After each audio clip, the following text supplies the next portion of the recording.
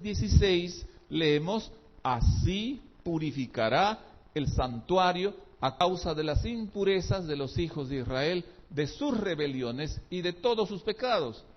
Hasta hoy el pueblo de Israel tiene el día de la expiación como el día solemne del juicio. Y a Daniel se le mostró que al final de los 2300 años, Dios iniciaría la expiación cósmica necesaria para la purificación de su santuario celestial. Algo de eso hemos visto el sábado, ustedes recuerdan. En 1844 comenzó la expiación cósmica, que es el juicio previo a la segunda venida, o el juicio que investiga quiénes irán con Cristo cuando vuelva. Allí se está revisando la lista de los invitados a la cena de bodas del Cordero. Solo podrán asistir los que sean llamados por nombre según la lista de los invitados de Jesús. Mañana vamos a ver precisamente la cena de bodas del Cordero y vamos a entender más a fondo esto que estamos acabando de mencionar. Pero cuando hablamos del juicio hay varias cosas que nosotros tenemos que entender con toda certidumbre. Primero, nos dice la Escritura que el juicio llega después de la muerte del Mesías. ¿Y qué año murió el Mesías? El año 31. Entonces, después del año 31. Y nos dice también la Escritura que llega después de las 70 semanas, es decir, después del año 34. Nos dice también que llega después del reinado de los 4 imperios. Bueno, y eso es después después del 476. Nos dice también que es después de la abominación del cuerno pequeño, que es después de 1798. Y nos dice también después del apogeo del papado, que es del 538 a 1798. Y nos dice que es al final de los 2300 años. ¿Y cuándo es el final de los 2300 años? 1844. Además nos dice que es antes de la segunda venida de Cristo. Entonces, si nosotros rastreamos lo que la Escritura nos dice con relación al momento cuando llega el juicio, tenemos estas 7 realidades incontestables de la Escritura. Y esto lo podemos ver en un diagrama para tratar de entenderlo mejor. El tiempo del juicio viene después de ¿qué dijimos? Después del año 31, después del 34, que es el fin de las 70 semanas. Viene después del 476, que es el fin de Roma y de los imperios mundiales. Viene después del 538, que es el inicio del dominio del cuerno pequeño. Viene después de 1798, que es el final del dominio del cuerno pequeño. Y viene después de 1844, que es el final de los 2300 años. Pues bien, allí se nos dice en la Escritura que viene el juicio de Dios. Y el juicio de Dios viene antes de que el Señor diga en su santuario, hecho es. Antes de la segunda venida de Cristo. Creo que con eso está más claro. El tiempo del juicio es después del año 31, que es el año en que murió. ¿Por qué estamos diciendo esto? Porque hay algunos intérpretes que dicen que el juicio ocurrió cuando el Señor Jesús murió en la cruz. Pues bíblicamente no es así. Aquí hemos visto claramente que la Escritura nos dice que el juicio viene después del año 31. Y nos dice después del año 34, que es después del fin de las 70 semanas. Y nos dice también que viene después del 476, que es el fin de Roma y de los imperios mundiales. Y nos dice que es después del 538, que es el inicio del dominio del cuerno pequeño. Y nos dice que es después de 1798, que es cuando termina el dominio del cuerno pequeño. Y además nos dice que es después de 1844, que es el final de los 2300 años. Pero también nos dice no solamente que es después de qué, sino nos dice que es antes de. Nos dice que el juicio de Dios es antes de la segunda venida de Cristo. Y Jesús vendrá después que Él haya terminado su obra sacerdotal en el santuario y cuando diga, hecho es. Hay dos momentos cuando el Señor ha declarado o declarará, hecho es. Primero lo hizo en el Calvario y luego lo hará en su santuario. Pues bien, después tenemos que tener en cuenta que la segunda venida es clave para el entendimiento de estas cosas. Bueno, pero cuando estamos diciendo esto, tenemos todavía que afirmar lo siguiente. Lo que estamos mencionando en esta noche es lo que entendían los apóstoles y la iglesia primitiva con respecto a la fecha del juicio. Así lo entendían.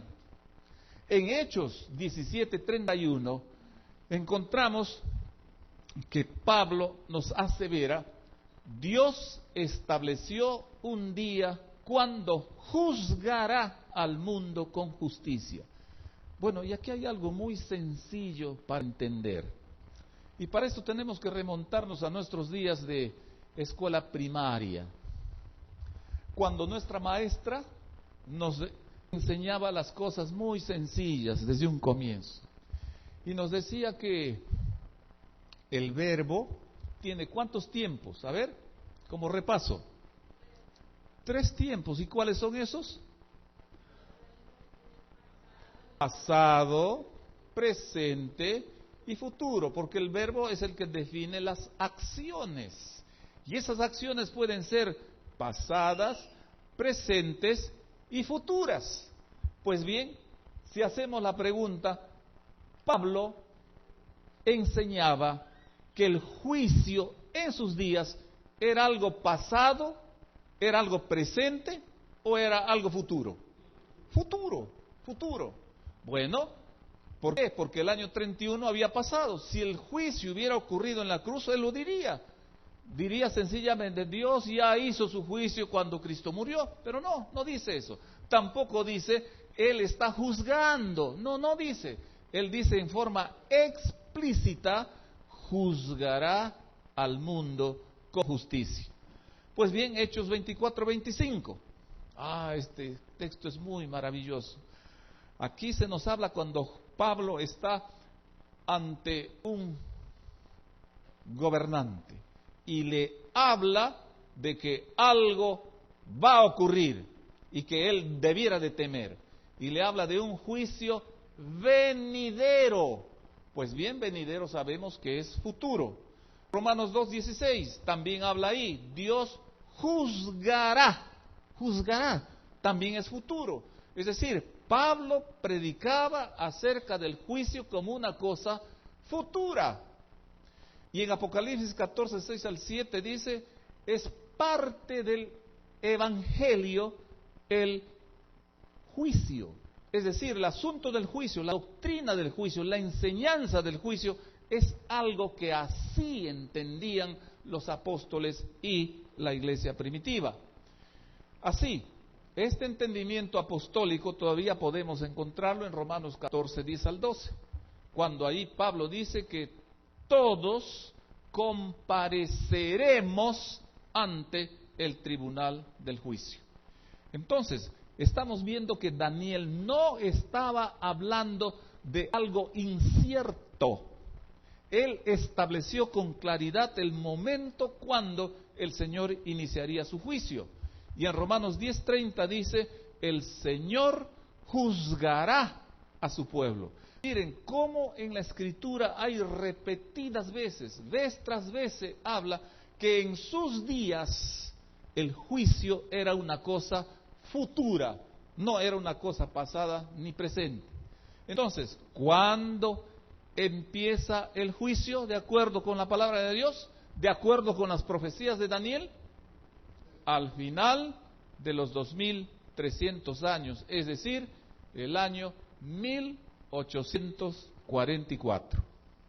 Pero cuando hablamos del juicio, todavía tenemos que pensar en algo.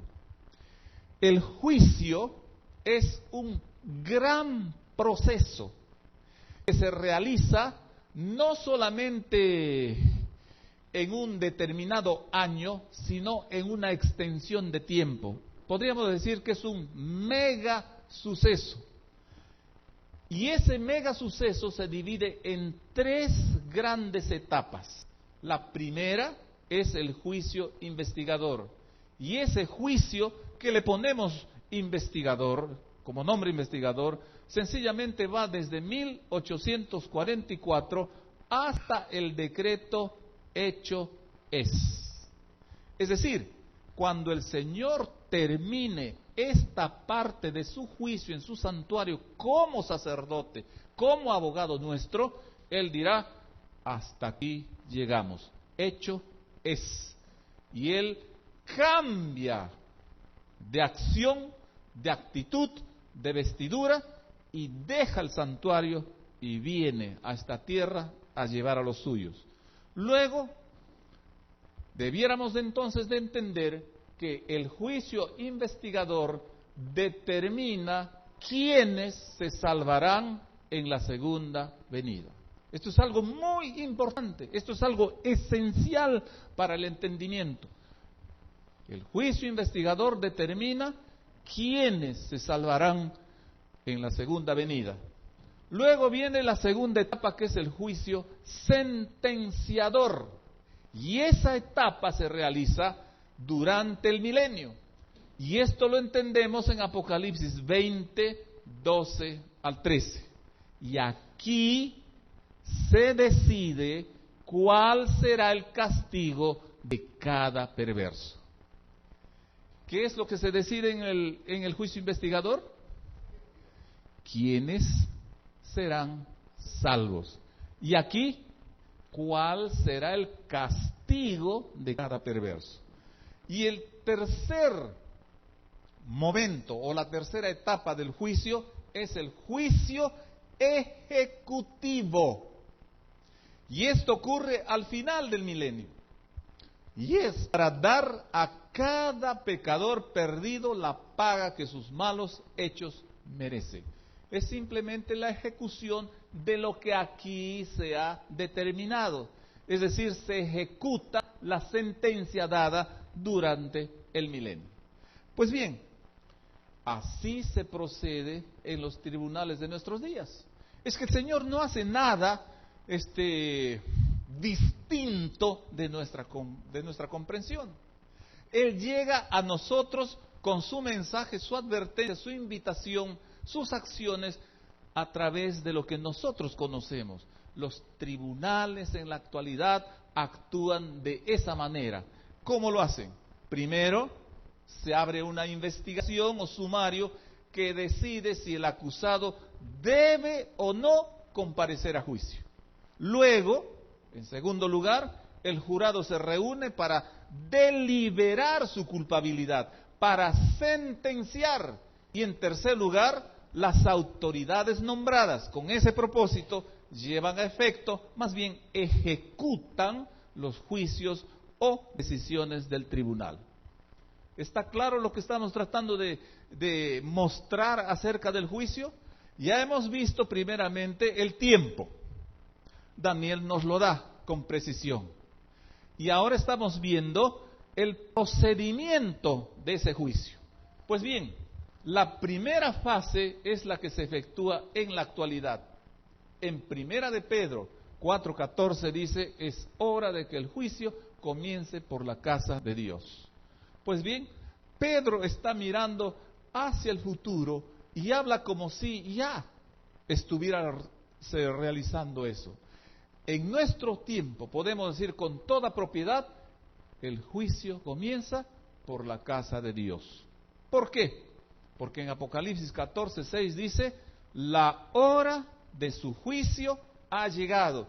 Y el mensaje que los hijos de Dios, los fieles de este momento, la iglesia debe de estar proclamando es que el juicio de Dios se está realizando allí. No como una cosa de temer,